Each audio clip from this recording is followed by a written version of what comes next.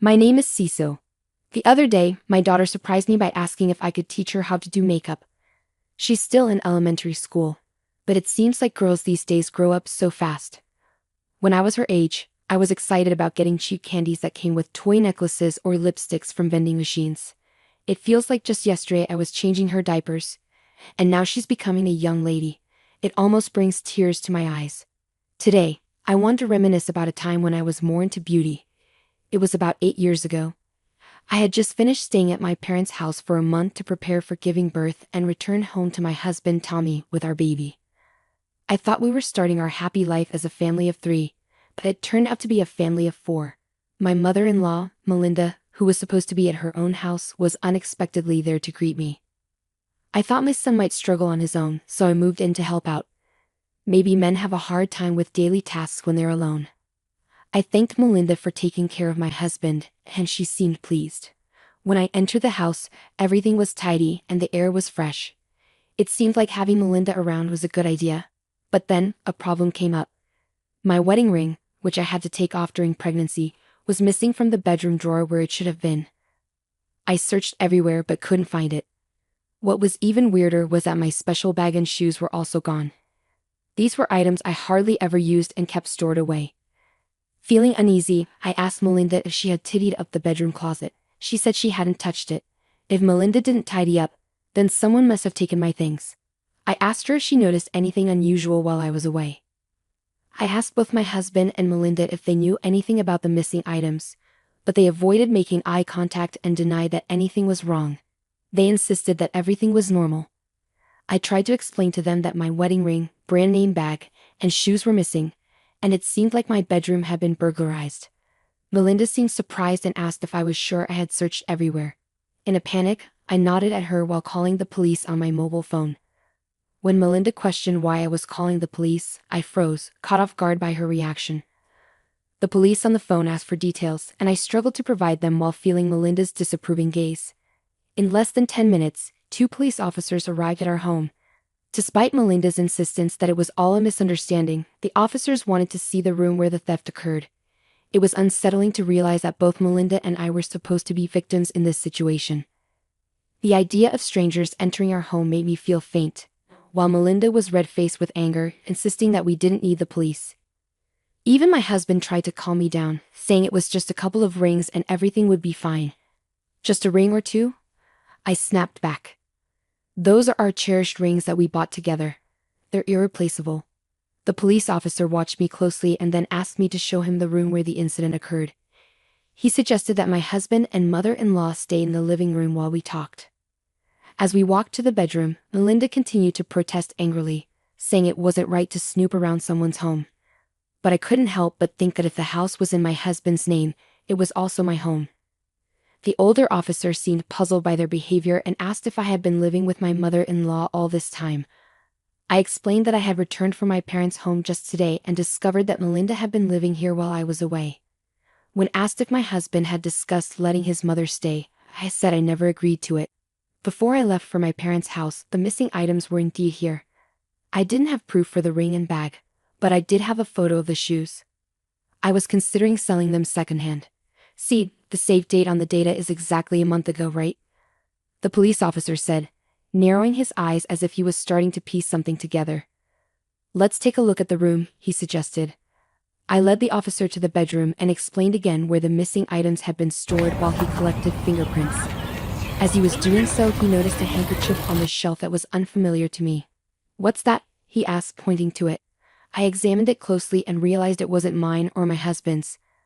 I explained that the shelf was where we kept our favorite photos and paintings, and my husband knew I always kept it tidy. I had never seen that handkerchief there before.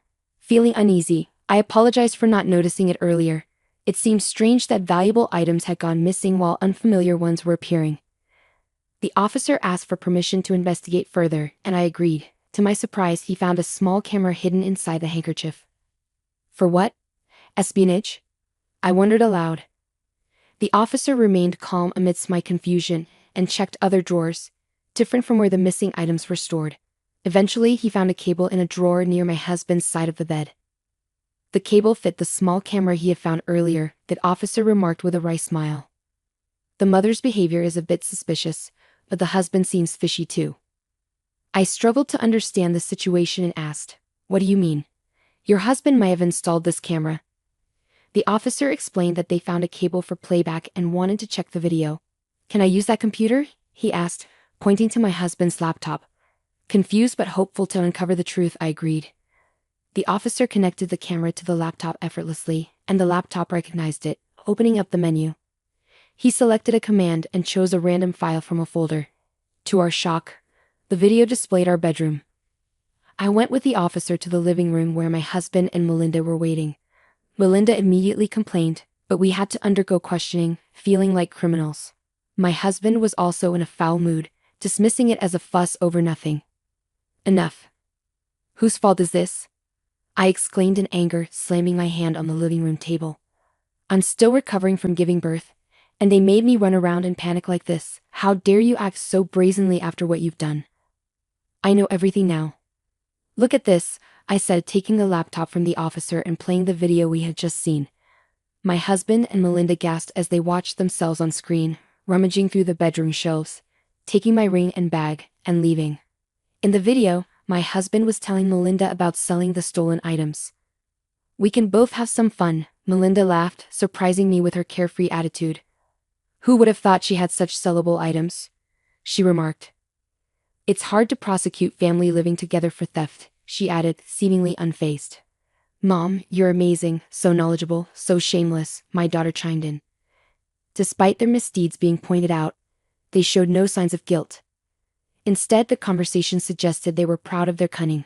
I couldn't believe that the culprits were inside the house all along. My agitation and anger grew, while my husband looked scared. Melinda still denied any wrongdoing, despite being clearly seen in the video. "Okay, since you insist, let's watch this," I said, playing a different video. "Oh, come on. What about your wife?" Melinda exclaimed, trying to deflect attention. The video showed Melinda intimately engaged with a much younger man on a bed. She seemed unconcerned about her husband, referring to him as Rocky and expressing happiness about their affair.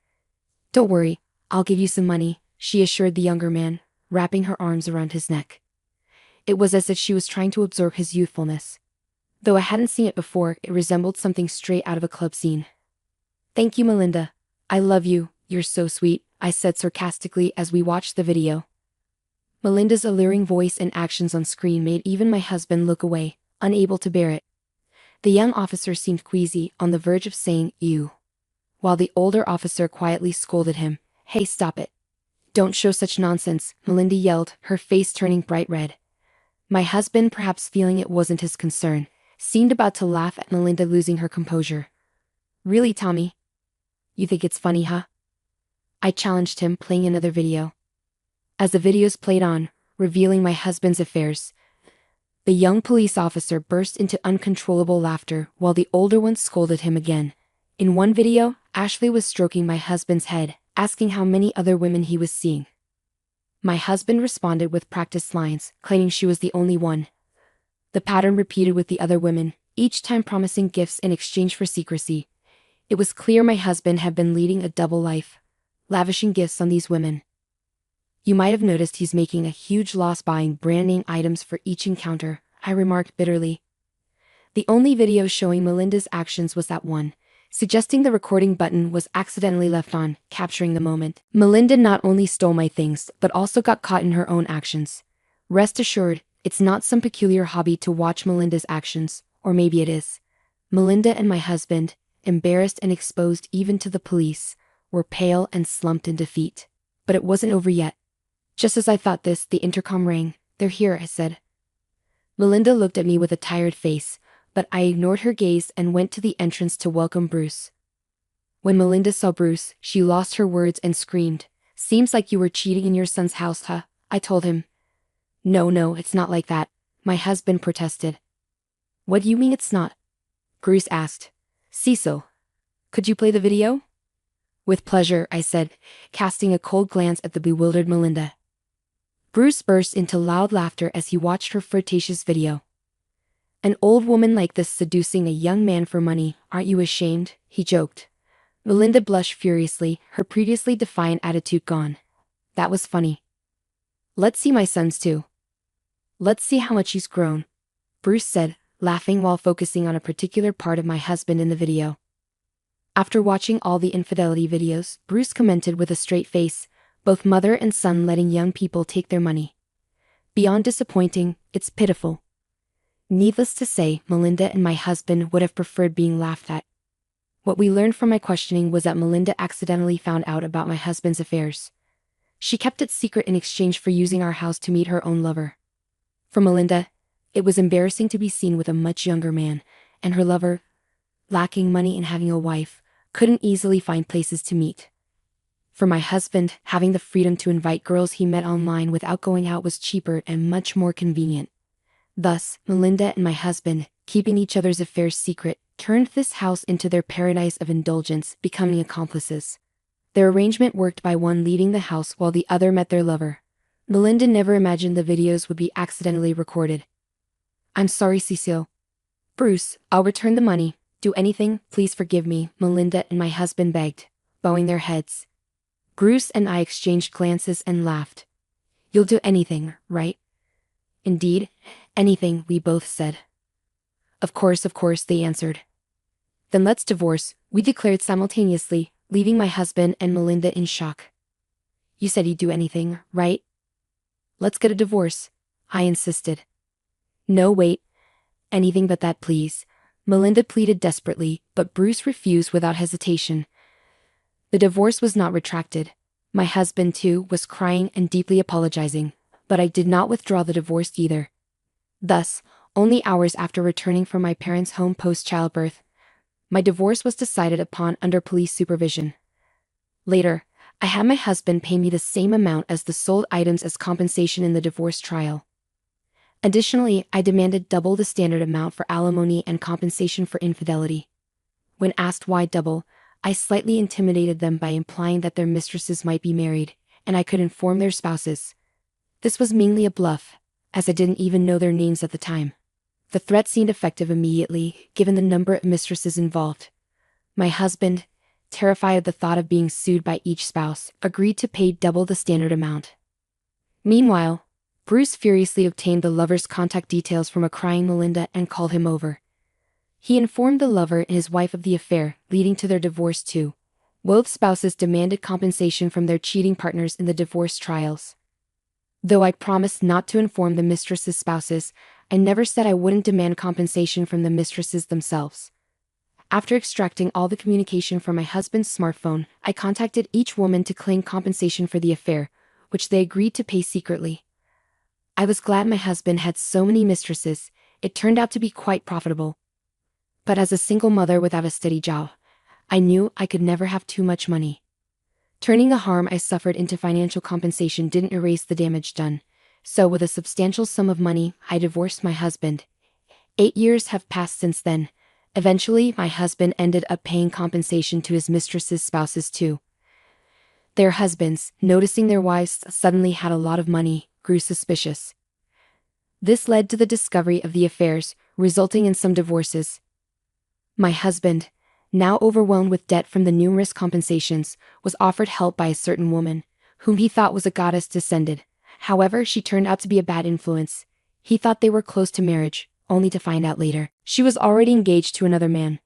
My husband had spent what little money he had on a ring and dates for her, only to end up with a big loss and a broken heart. He never learns. Of course, I can't muster any sympathy for him, I thought to myself.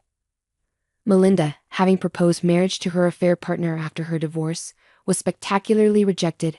Still, she didn't give up, repeatedly ambushing him on his commute until she was cautioned under a public nuisance ordinance.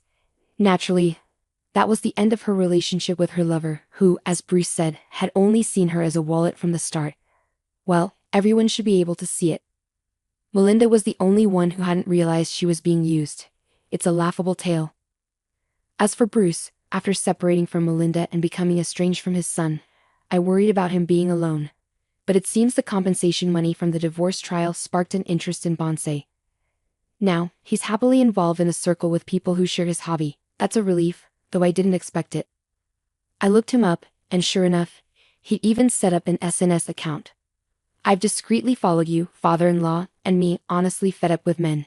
Marriage, no more, and still going strong. As a single mother, I relied on my parents until my child was old enough for daycare, then started job hunting, juggling child rearing. It took about a year, but I found a great company that's understanding of single mothers. There are others like me there, so although we sometimes work late, we're usually allowed to leave on time. I used to think single mothers had to work non-stop, but with proper allowances and just my daughter to care for, we live quite normally without extravagant luxuries. There's talk of a promotion when my child reaches middle school. I haven't decided yet, but I want to consider what will make my daughter happiest and my parents too. Despite everything, the joy comes from meals shared with my daughter and sometimes my parents. Oh, it did well to leave that man. Served him right. He never even got to be called dad by my adorable daughter. My marriage ended in a crazy way, but as a parent, I still hope my daughter finds a good person and has a happy marriage.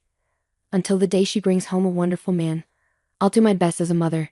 So off to work again today.